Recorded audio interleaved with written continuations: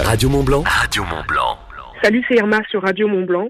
Je vais vous parler de mon concert à Château-Rouge à Annemasse.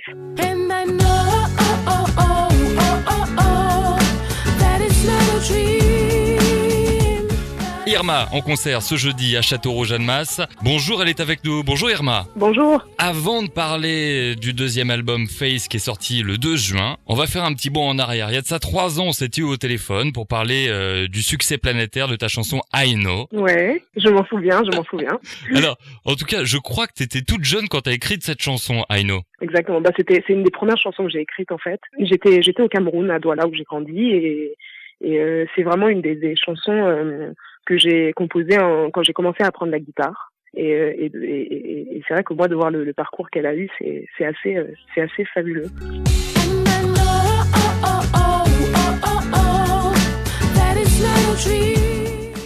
Tu avais 12 ans, si ma mémoire est bonne. Exactement. Et alors, est-ce qu'on peut, là t'étais en train de parler de ça d'ailleurs, est-ce qu'on peut revenir sur cette période où t'as commencé à poster tes vidéos de reprises sur YouTube? Oui, c'était, je venais d'arriver à Paris, parce que je suis arrivée à Paris quand j'avais 15 ans, donc pour poursuivre mes études en fait.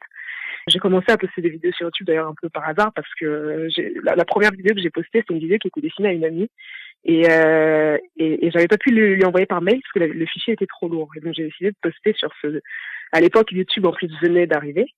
Donc j'ai décidé de poster sur YouTube et puis voilà, petit à petit je me suis un peu prise au jeu, j'ai continué à poster des vidéos, des reprises, des compos et c'est comme ça que tout a commencé.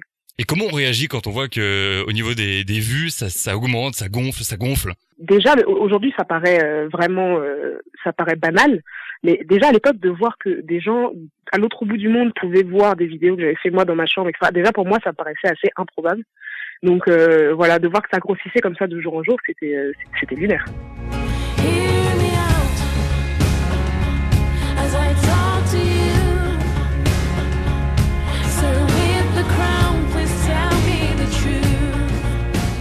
Tu l'as dit juste avant également, tu as grandi au Cameroun. Mm-hmm. Et pourtant, quand j'écoute les chansons, je trouve pas que ce soit vraiment influencé par la musique camerounaise. Est-ce que je me trompe ou pas? Non, je pense que tu te trompes pas du tout. C'est vrai que c'est pas du tout une évidence. L'influence de la musique camerounaise dans ma musique. En tout cas, certainement pas dans le premier album, un peu plus dans le deuxième, où il y a des rythmiques quand même, du coup, un peu plus inspirés de chez moi. Mais c'est vrai que c'est un truc qui est voilà, que j'ai sous la peau, qui est sous-jacent et de toute manière qui teinte aussi mes mélodies, etc. Mais c'est vrai que c'est pas du tout évident à l'oreille, c'est sûr. Pour finir par rapport à ta musique, alors quelles sont tes influences réellement? Elles viennent de partout. Honnêtement, j'ai grandi en écoutant vraiment de tout. Mon père écoutait beaucoup les chanteuses à voir, Aretha Franklin, Sarah Vaughan, tout ça. Ma mère, elle était plus variété française, donc de ce côté-là aussi, il y avait quoi faire. Et puis moi, quand j'ai commencé à apprendre la guitare, j'ai découvert les artistes qui m'ont inspiré, c'était Eric Clapton, Ben Harper, il y en a vraiment des tonnes.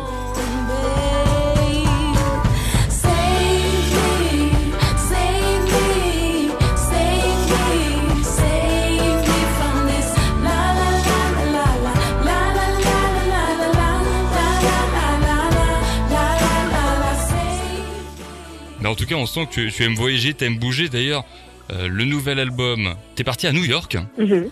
Alors, déjà, pourquoi avoir choisi New York? En fait, New York, c'était... déjà, quand j'y suis allée, c'était pas réellement pour écrire un deuxième album, parce que justement, je me disais, voilà, je vais me poser un peu, je vais souffler, et en même temps, j'avais envie de continuer à bouger après la fin de la première tournée, parce que c'est quand même un mode de vie qui devient une habitude, hein. Et du coup j'ai posé mes affaires là-bas sans trop me dire que j'allais écrire un album, et finalement cette démarche-là m'a amené m'a inspiré, m'a amené à réécrire sur place, et puis c'est là-bas que j'ai composé cet album. Mais je pense que ça aurait pu être partout en fait, c'était juste le fait de bouger qui a été inspirant, je pense. Et il y a des choses qui t'ont inspiré dans la rue, par exemple, en te baladant à New York? Oui, énormément, parce que c'est une ville qui est très très paradoxale, c'est une société qui est très paradoxale, et autant il y a énormément il y a une énorme énergie, on a l'impression que tout est possible et tout est beau, et voilà. Autant dans les rencontres que j'ai pu faire, on se rend compte que je me suis rendu compte que quand on était laissé sur le carreau, c'était pour de vrai, quoi. Une réalité parfois un peu brutale. Est-ce que tu peux nous raconter l'histoire pour la musique Hear Me Out, par exemple?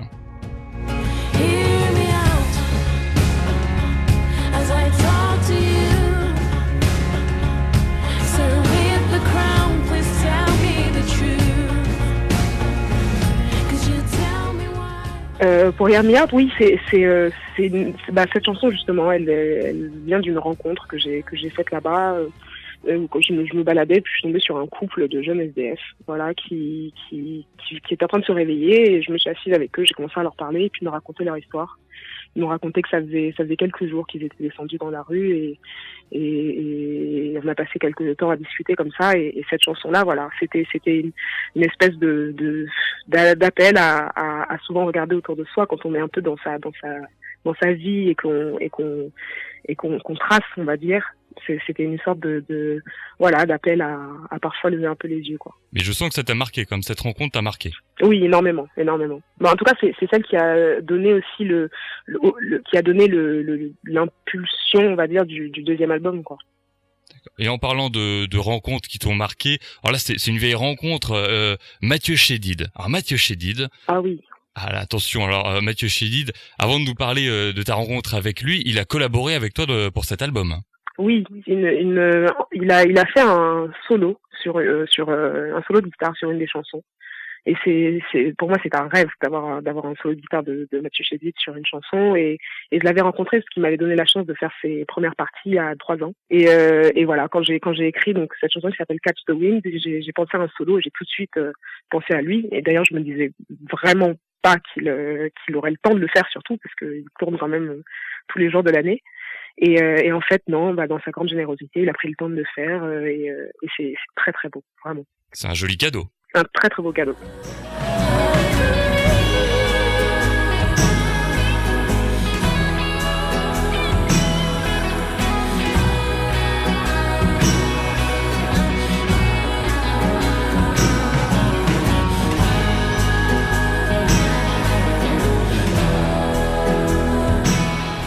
Et alors, pour le fameux concert, donc jeudi 27 novembre, est-ce que tu peux nous parler, sans dévoiler toutes les surprises bien sûr, mais nous présenter un petit peu ce qui va se passer pendant ce concert? Alors, c'est un concert où il se passe plein de choses, n'est-ce pas?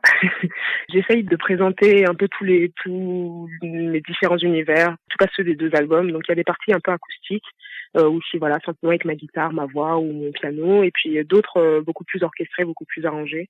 Il y a de la danse aussi, il y a un peu de tout. C'est des moments assez sympas. Et alors, des idées pour le prochain album? Toujours.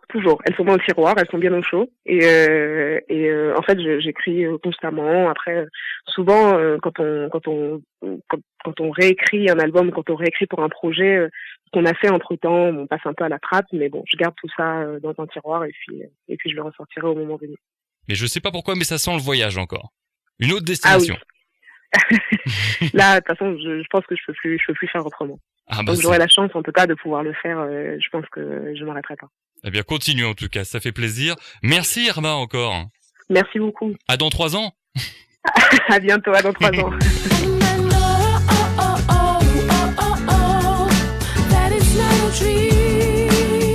Radio Mont Blanc. Radio Mont Blanc.